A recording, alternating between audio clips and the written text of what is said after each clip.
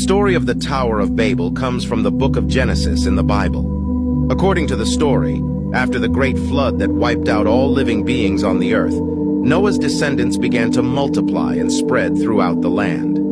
They eventually decided to build a great city and a tower that would reach the heavens.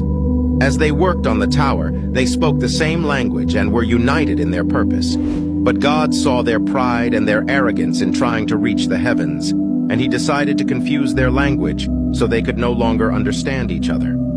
Suddenly, the people were no longer able to communicate with one another, and they scattered across the earth, forming different nations with different languages. The tower was left unfinished, and the city was named Babel, which means confusion. The story of the Tower of Babel teaches us a valuable lesson about the dangers of pride and arrogance. The people in the story believed they could accomplish anything if they worked together, but they forgot that God is the ultimate authority and that they should not challenge his power.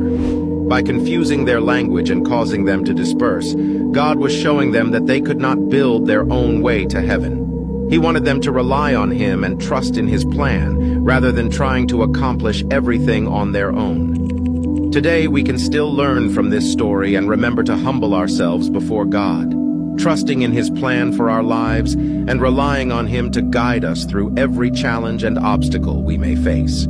This is the end of this episode. Subscribe for more content.